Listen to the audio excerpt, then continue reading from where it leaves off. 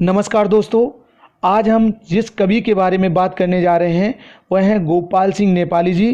गोपाल सिंह नेपाली जी ऐसे महान कवि हैं जिन्होंने भारतीय सिनेमा और चलचित्र के लिए बहुत सारे गीत लिखे ही हैं।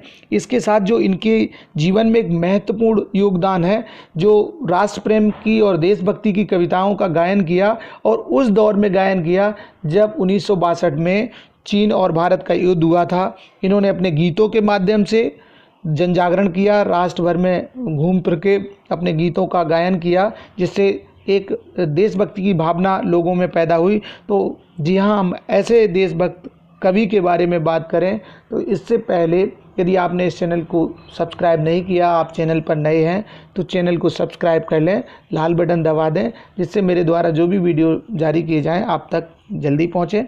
तो हाँ मित्रों, बस ध्यान रखिएगा, वीडियो को आखिरी तक जरूर देखिएगा और अच्छा लगे तो शेयर भी करिएगा। राष्ट्रीय भावों से ओतप्रोत गोपाल सिंह नेपाली का जन्म हुआ था बेतिया, बिहार में 11 अगस्त सन 1903 को। इनके पिता राय बहादुर गोरखा राइफल में सैनिक थे। देश प्रेम और मानवता की भावना इन्हें विरासत में प्राप्त हुई थी। इनके पिताजी सैनिक थे। 14 वर्ष की आयु से ही ये कविता लिखने की ओर आकर्षित हुए। इन्होंने विभिन्न नेपाली पत्र पत्रिकाओं में प्रकाशन और कवि सम्मेलनों में अपने गीतों के माध्यम से विशिष्ट पहचान बनाई।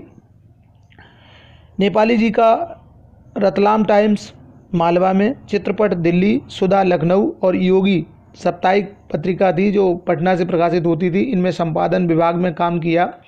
अनेक चलचित्रों में इन्होंने गीत लिखे।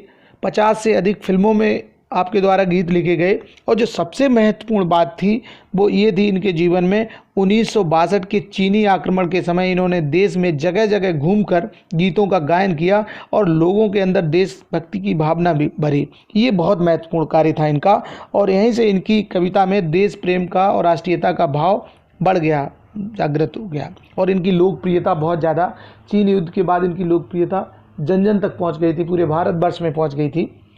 नेपाली जी ने की जो साहित्य सेवा है, अपनी रचनाओं में प्रकृति के रम्य रूप और मनोहर छवियों को प्रस्तुत किया है, जिसमें एक ओर प्रणय और सौंदर्य प्रकट होता है तो दूसरी ओर राष्ट्र प्रेम की भावना दिखाई देती है। शोषित के प्रति सहानुभूति और स्थितियों से जूझने का संदेश उनकी कविता में हर जगह मुखर हुआ है। भाई बहन के प्रेम को देश प्रेम में परिवर्तित करने वाले कवि हैं आप, और जिसके माध्यम से हमारे हृदय में देशभक्ति जागृत होने का भी संदेश दिया है।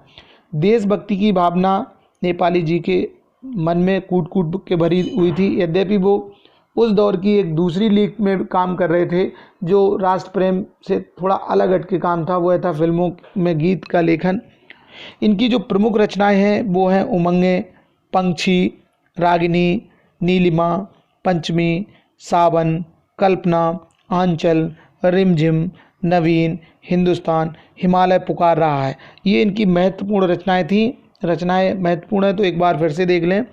उमंगे, पंछी, रागिनी, नीलिमा, पंचमी, सावन, कल्पना, आंचल, रिमझिम, नवीन, हिंदुस्तान, हिमालय पुकार रहा है आदि प्रमुख रचनाएं थीं। इसके अलावा गोपाल सिंह नेपाली जी की जो भाव पक्ष है उस पर हम बात करते हैं। और भाव पक्ष में क्या क्या पहले ही हम बता चुके हैं कि इनके मन में जो है हृदय में देश प्रेम की भावना थी। ये बड़े भावुक व्यक्ति थे और इनकी जो रस योजना थी वो बड़ी उत्कृष्ट रस योजना थी। इस तरह से हम एक एक बिंदु पर बात करेंगे। सबसे पहले भाव पक्ष के बारे में यदि हम बात करेंगे तो इनकी देश प्रेम की भावना। आपको पता है कि 1962 के जो चीन और भारत का युद्ध हुआ था उसमें गोपाल सिंह नेपाली जी ने देश में जन जागरण का काम किया था। गोपाल सिंह नेपाली ने अपनी कविताओं में देश प्रेम पर ही मुख्य रूप से जोर दिया। इन्होंने अपनी कविताओं में राष्ट्रीय चेतना के साथ साथ मानवीय जीवन की अनुभूतियों का भी बहुत प्रभावशाली वर्णन किया है।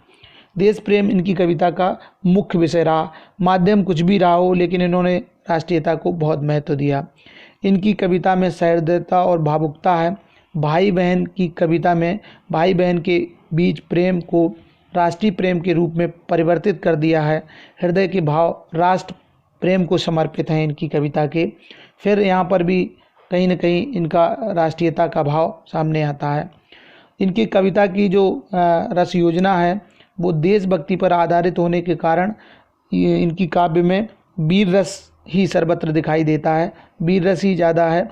और इन्होंने काव्य में नए नए प्रतीकों और बिंबों के माध्यम से अपने भावों को अभिव्यक्ति देने की भी कोशिश की है। इसके बाद हम बता दें, एक बार समराइज कर लें इनका जो भाव पक्ष है। देश प्रेम इनकी कविता का मूल स्वर है और कहीं न कहीं रिश्तों, संबंधों और भावुकता में भी राष्ट्रीयता का भाव है। देश प्रेम की कविता होने के कारण वीर रस इनका प्रिय रस रहा है। अब बात करेंगे कला पक्ष, किस तरह की भाषा का प्रयोग किया, कौन कौन से अलंकारों का प्रतीक और विधान छंद क्या थे, इस तरह से बात होगी। तो मैं बता दूं, गोपाल सिंह नेपाली की भाषा साहित्यिक होने के साथ साथ व्यवहारिक रही है। इनके भाव जनमानस के निकट, सरल और सहज रहे हैं। इनके द्वारा प्रयुक्त भाषा सरल, सहज एवं प्रभावशाली रही। माधुर्य गुण सर्वत्र बिखरा है।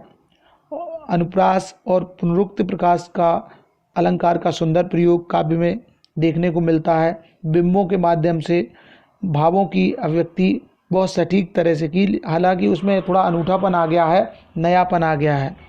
इसके बाद हम देखते हैं कला पक्ष जो है, कला पक्ष से इनका भाव पक्ष श्रेष्ठ रहा है। यद्यपि इनकी भाषा बहुत सरल, सहज और जनमानस को के हृदय को छूने वाली रही है।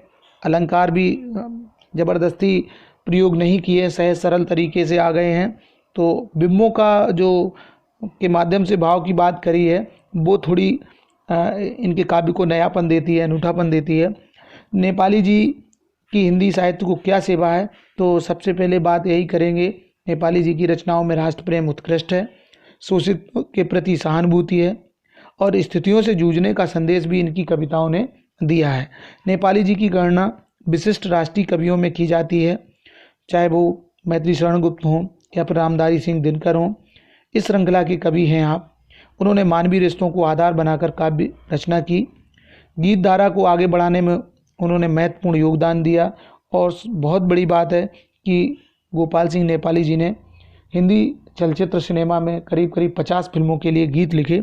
तो इस तरह से गोपाल सिंह नेपाली जी राष्ट्रीय विचारधारा के कवि हैं, फिल्मों के कवि हैं, सरल सहज भाषा को लिखने वाले कवि हैं। इनके बारे में जो जानकारी मैंने आपको उपलब्ध कराई वो अच्छी लगे तो कृपया चैनल को सब्सक्राइब करें, शेयर करें और सुझाव भी कमेंट्स बॉक्स में